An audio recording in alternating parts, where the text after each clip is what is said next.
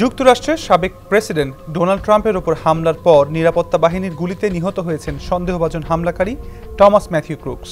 ২০ বছর বয়সী এই তরুণ পেনসিলভেনিয়া অঙ্গরাজ্যের বেথেল পার্ক এলাকার বাসিন্দা ছিলেন বলে জানিয়েছে গোয়েন্দা সংস্থা FBI।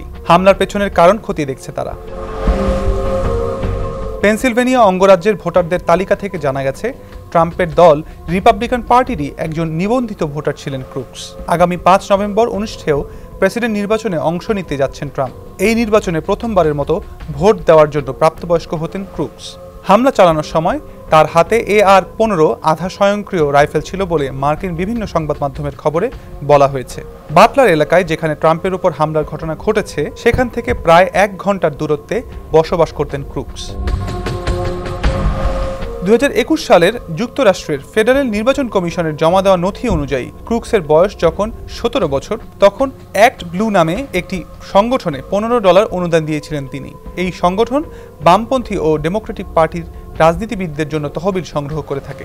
ক্রুকসের ওই অনুদান প্রোগ্রেসিভ টার্নআউট প্রজেক্ট নামের ডেমোক্রেটিক পার্টি সমর্থিত একটি গোষ্ঠীকে দেওয়া হয়েছিল। ক্রুকসের বাবা ম্যাথিউ ক্রুকস CNN-কে জানিয়েছেন, কি ঘটেছে তা বোঝার চেষ্টা করছেন তিনি। আইন শৃঙ্খলা রক্ষাকারী বাহিনীর সদস্যদের সঙ্গে কথা বলার আগে ছেলের সম্পর্কে কিছু বলতে চান না তিনি। সংবাদ মাধ্যম পিটসবার্গ ট্রিবিউনের এক প্রতিবেদনে বলা হয়েছে, ২০২২ সালে বেথেল পার্ক হাই স্কুল থেকে পাশ করেছিলেন ক্রুকস। যুক্তরাষ্ট্রের national math and science initiative প্রকল্পের আওতায় স্টার অ্যাওয়ার্ড হিসেবে $৫০০ পুরস্কার পেয়েছিলেন তিনি। আর নিউ ইয়র্ক টাইমসের প্রকাশিত একটি ভিডিওতে এক অনুষ্ঠানে তাকে ডিপ্লোমা সনদ নিতে দেখা গেছে।